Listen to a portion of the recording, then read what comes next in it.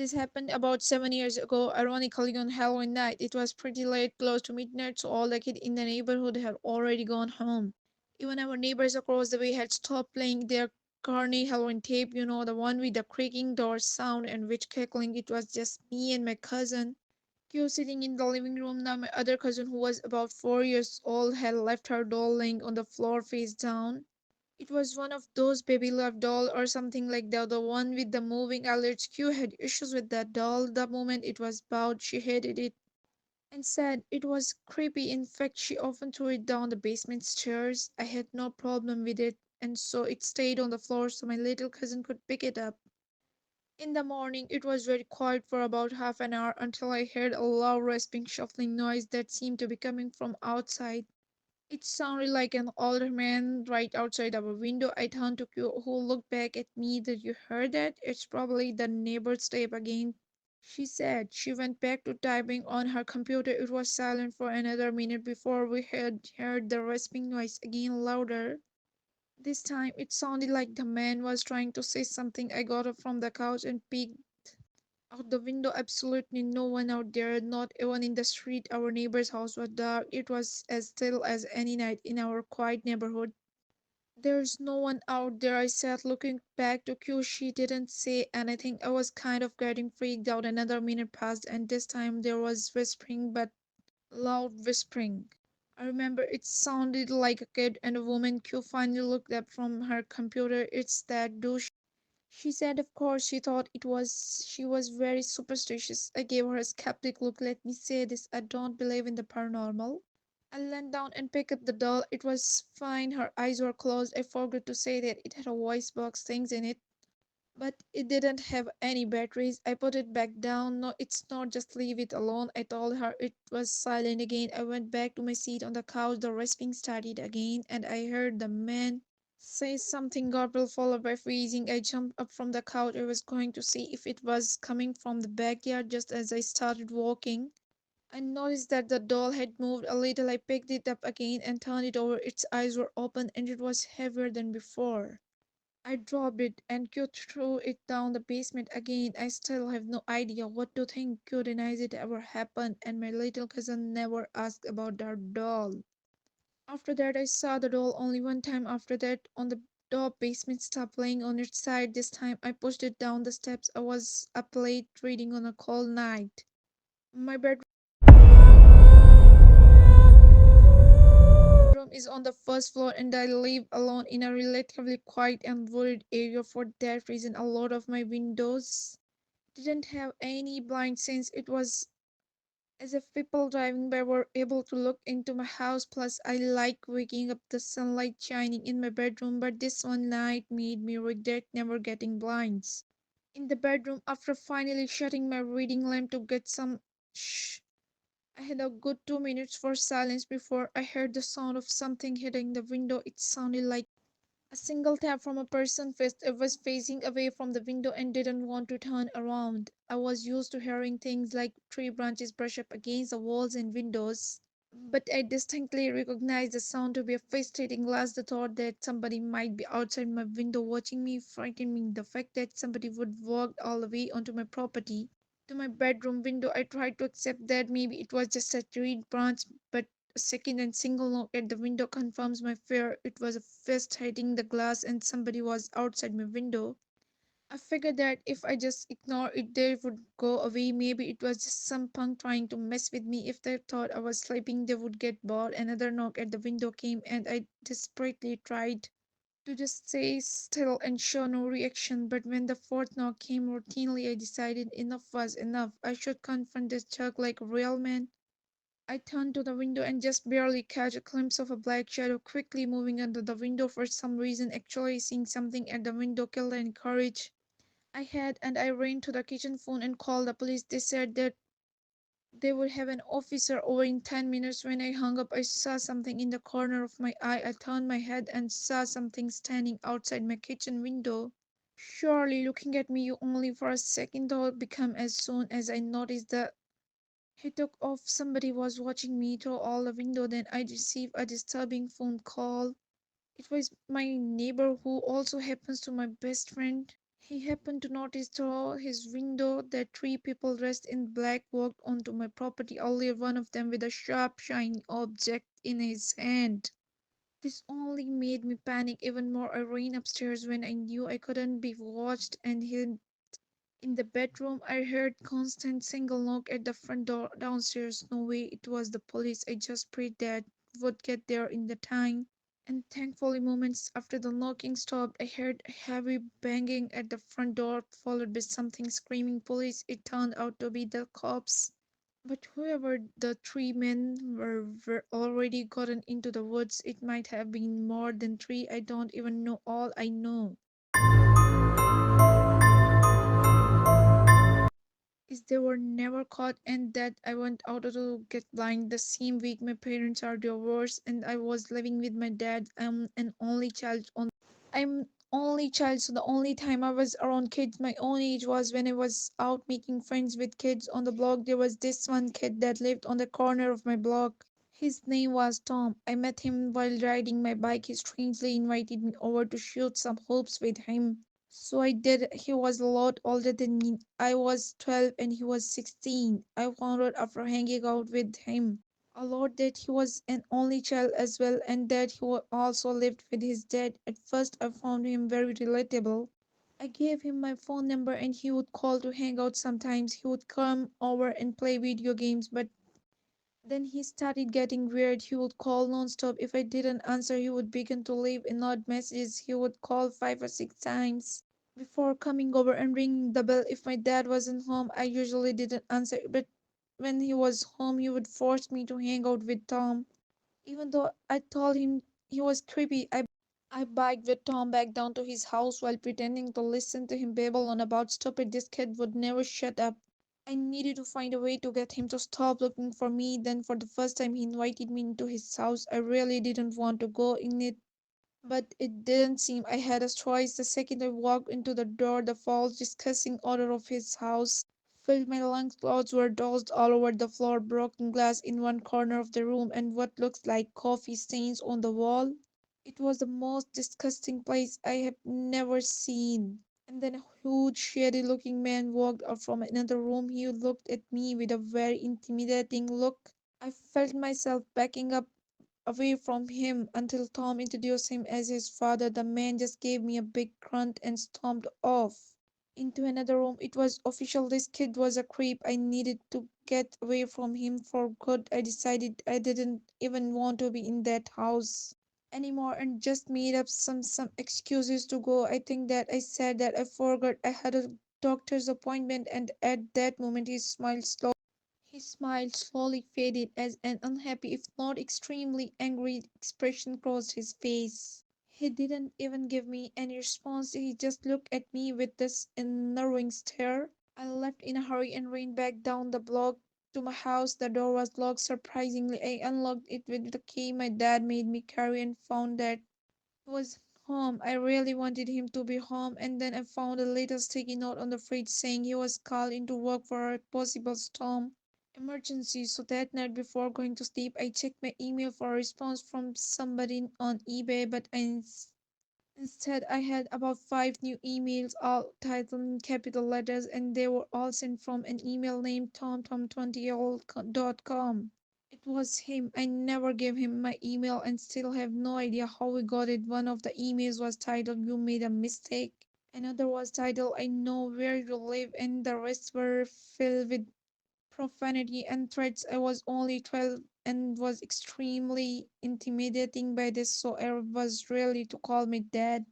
But as soon as I was heading to the kitchen phone, I heard the sound of rustling bushes outside. I opened the blinds of the window that was facing the bushes and was greeted by the face of a huge man who I instantly recognized as Tom. Dad. I called the police, but by the time they arrived, he was already gone. When my dad came home early because of the situation, we went on to get a restraining order as soon as possible. Tom and his dad moved out about a month after that. I moved into a house that my aunt and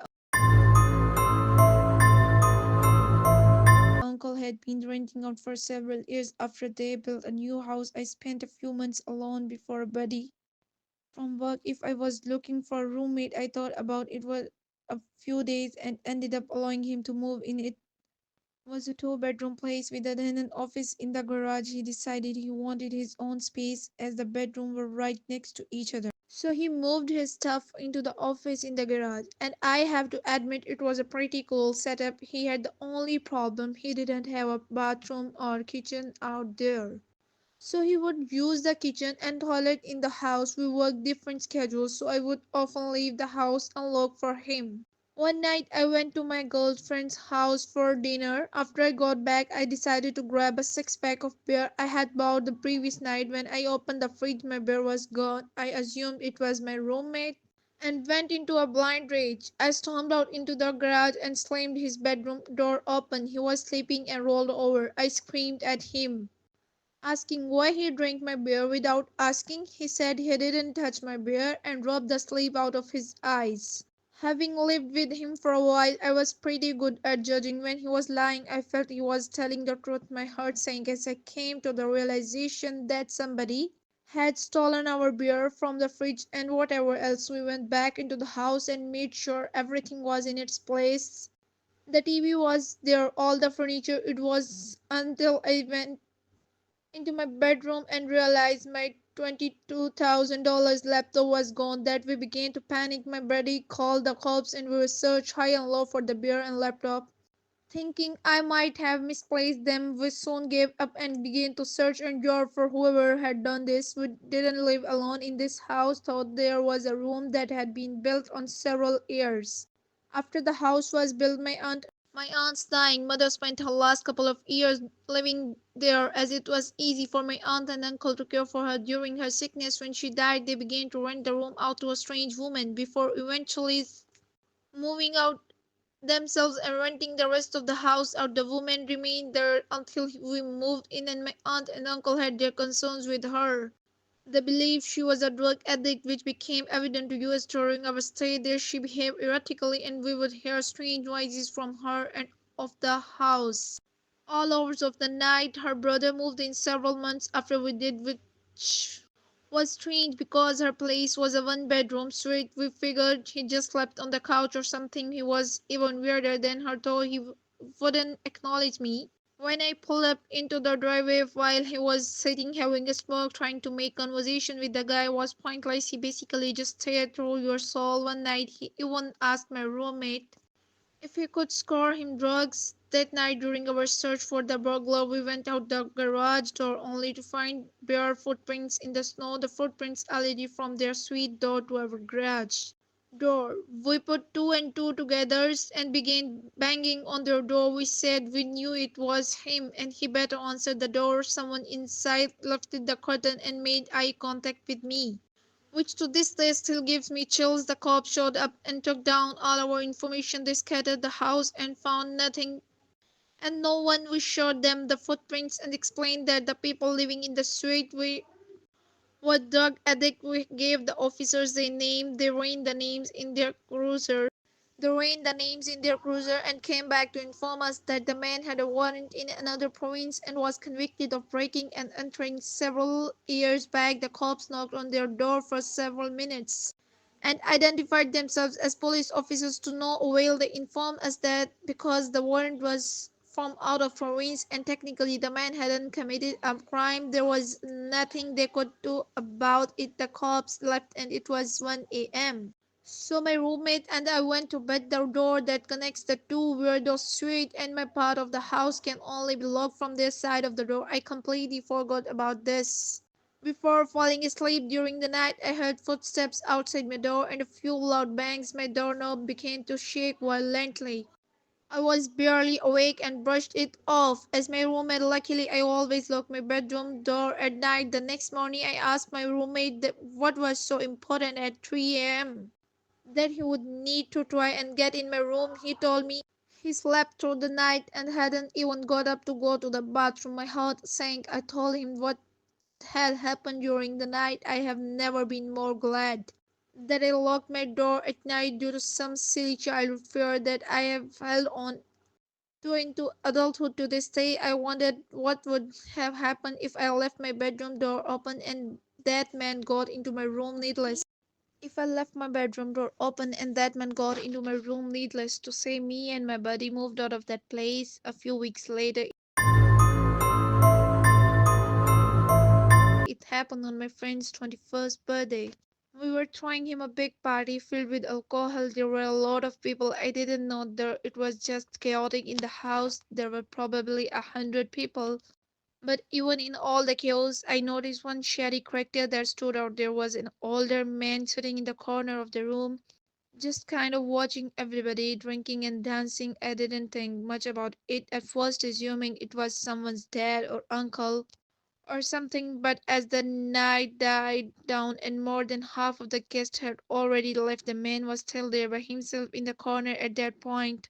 I asked one of my friends who that guy was, and he said he had no idea. We decided to wait until most of the guests had left, figuring maybe he would too, and when the last of the guests were gone, we went back into the living room, and surely enough, he was gone. I felt relieved immediately, even though it wasn't even my house. That man just seemed so out of place, and it was downright creepy. Me and a couple of other friends slept over that night. I slept on the couch in the den. Falling asleep was easy with all the alcohol running through my veins. But staying asleep was a problem. I woke up in the middle of the night feeling insanely thirsty and having to go to the bathroom. I first went to the bathroom since it was closer and then went up to the kitchen and got a glass of water. When I went back down to the den and laid back down on the couch, I noticed that the sliding door to the coat closet across from the couch had been slightly slit open. It was too dark to see anything else to like anything inside of it. I felt a chill run down my spine as I remembered the creepy man sitting in the corner. The idea of that man hiding in the closet immediately popped into mind. I continued to lay still under the assumption that he was watching me through the open door of the closet. I began to plan my escape. I could jump over the other couch and land right next to the stairway upstairs to the living room, but I just had to gather up the courage to do it. Then I saw the closet door slide open a little more, and that's when I got the sea courage to run for it. I jumped over the couch and ran up the stairs. I could hear the closet door fully slide open and somebody running after me. I screamed at my friends who were on the couches to wake up all theirs of the friends. All three of my friends that were in the living room woke up and looked at me as if I were crazy. I knew that we now outnumbered him 4-1. So I looked at the stairs and waited, but he never came up. My friends demanded an explanation. So I told them that the creepy man from earlier was hiding in the coat closet and he almost chased me up the stairs. Just then we heard the back door from down in the den open up and we all looked at each other. We called the cops, but the man was never found. He simply left through the back door when I was going to college in North Carolina. I started working at the local TJ Maxx store for some extra cash. Since I was in class during the day, I usually worked the later shift. One night I was walking to my car. I think it was about 11 o'clock or 11:30. As a safety protocol, all the employees left together and the security guard would watch from the sidewalk to make sure we all got to our cars. All right, I was approaching my car when I heard a car pull behind me. I turned around and there was a woman with her teenage daughter in the passenger seat. She rolled the window down and started giving me a story about how they just came into town to visit family and that they're out of gas and have no money, and then asked if they could borrow a few dollars. I told them the truth, which was that I had no cash on me.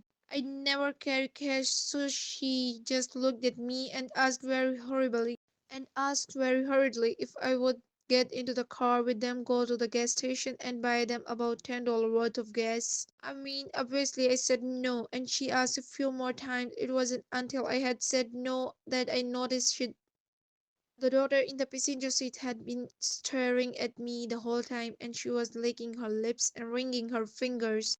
At that point, I bolted back to the store where the security guard was because they had pulled up behind my car, so I would have been stuck there.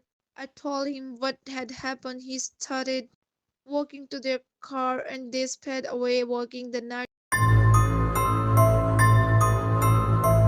shift always sucked. I worked in an office building and would constantly do the night shift since it was the only time it would work out for me. I was just about always the only person on the floor I work on, possibly in the whole building.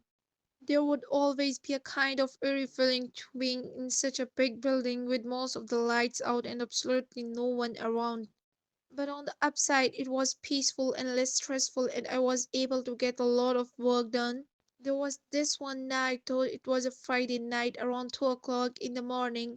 I was typing away on the keyboard when I heard a noise from outside my cubicle. It sounded like just a random crack from the walls or something. It's unusual in this building, but I didn't get too concerned about it. I resumed typing away and was once again interrupted by a sound, this time the sound of a computer starting up. He caught me off guard. I was sure nobody else was working the night shift. I stood up on my chair to get a view over the cubicle walls. The glare of a computer screen, the dark was visible in a cubicle on the opposite side of the room.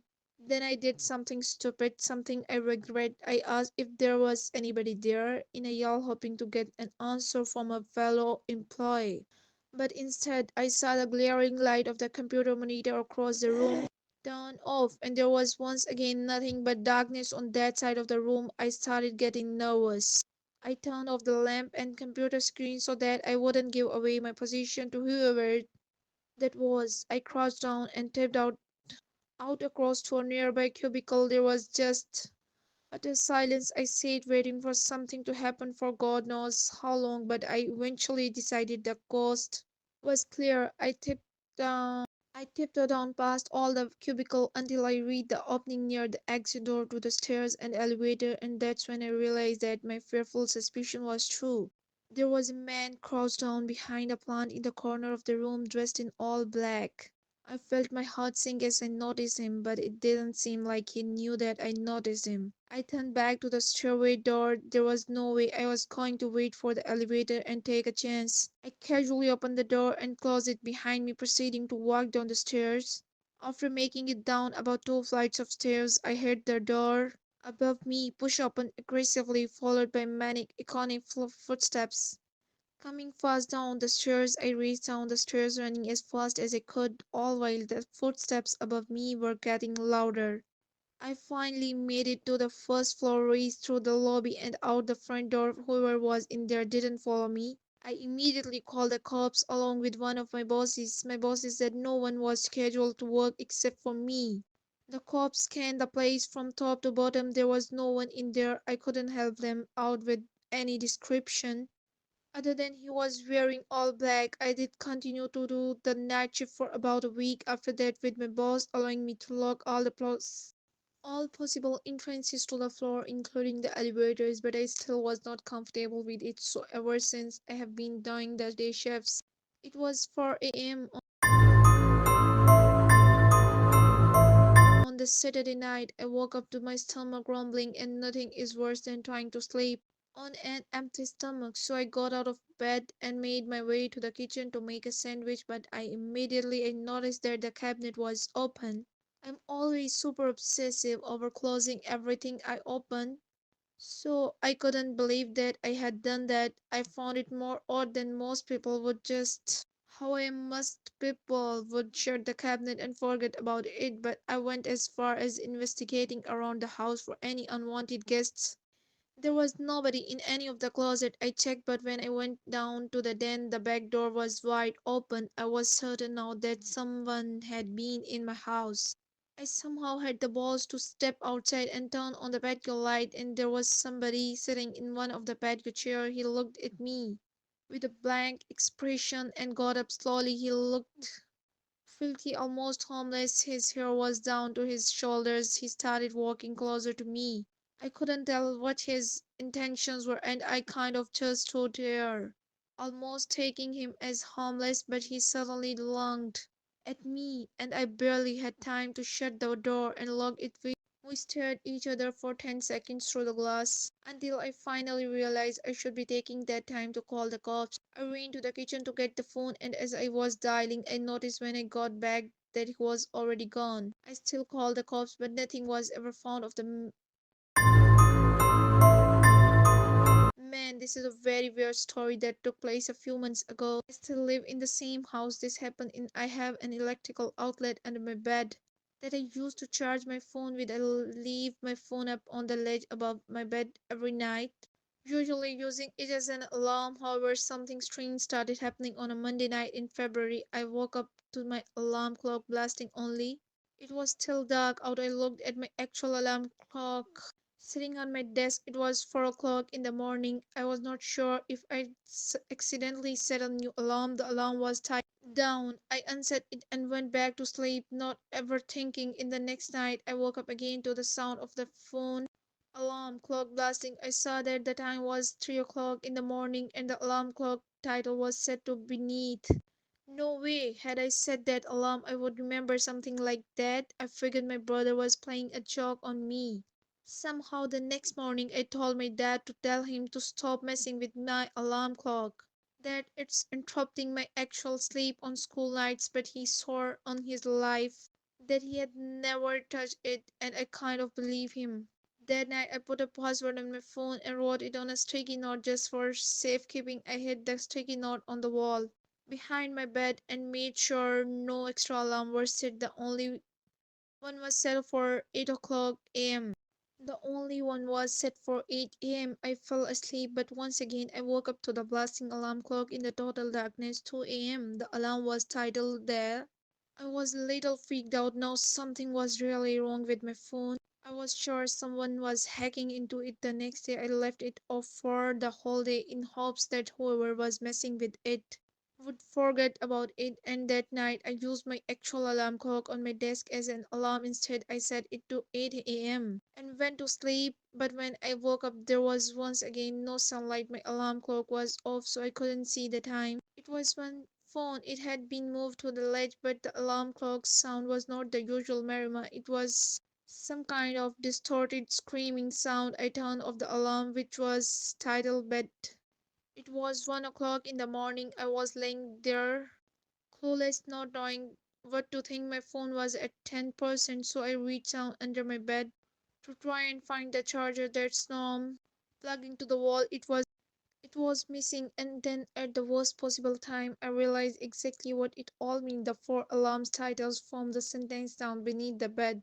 I tried to pull my arm away, but it was too late. I felt a hand grab my arm and squeeze tight. I screamed as loud as I could, loud enough for all the neighbors to hear. I heard my parents' bedroom door open and footsteps running over to my room. My door opened and my dad barked in with a baseball bat. He saw that I was being pulled down to the edge of my bed. My dad reached under my bed and grabbed a hold of the man hiding under the knocked him out with the bat and called the cops. The man clearly didn't plan that out as he basically trapped himself under my bed. Police told us that he was a registered sex offender who had been arrested 10 times. He's extremely messed up in the head and clearly gains pleasure from messing with and scaring his victims. It scares me the most that he was in our house and under my bed for 4 days. The most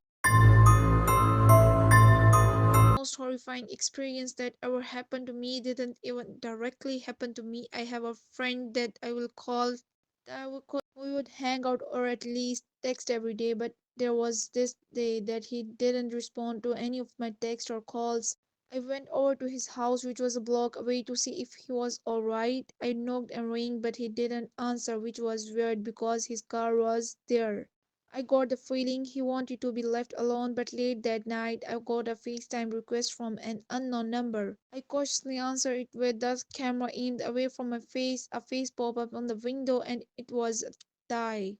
I felt so relieved and showed my face. When I got a little better look at his face, I noticed he looked different, like a lot more tired and I don't know, paranoid, I guess. And he was also in an unfamiliar room. I asked him where he was and why he was not answering, to which he responded that he was fine and he was at home. I asked him whose phone he was using, and he just took a long pause before answering. He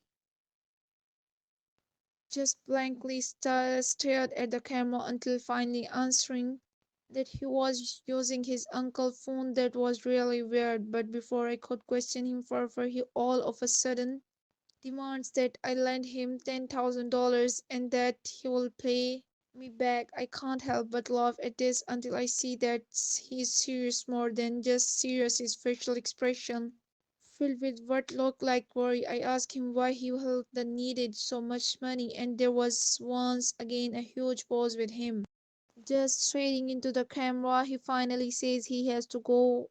With that, the call ended. It was probably one of the weirdest and most unnerving experiences of my life.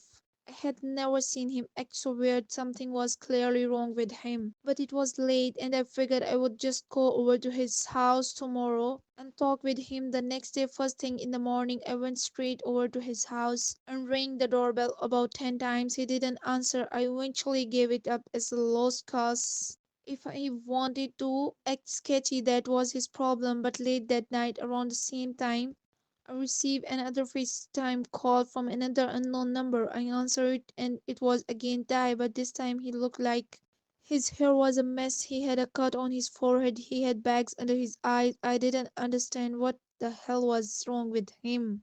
He wouldn't tell me anything. He just kept demanding $10,000 to be paid to some random address, to which I kept telling him no. And then he said something that still haunts me. He said in a shaky, nervous voice, "Come on, don't point a gun at my back." It hit me like a bullet as he said this, accompanied with an ever so slightly twitch of his left eye, to which I interpreted as a wink. But then the call ended abruptly, and I can only imagine what was going to happen to him. By some miracle, I remembered the address and sent the cops there right away. It was an all abandoned house on a basically deserted block miles away from a house. They found Ty in the basement, beaten senseless and barely alive, but they got to him just in time. The sequel that did this to him was already long gone. Ty doesn't like to talk about it, but the most he told me was that he was walking home before everything went black and he woke up in a dark basement.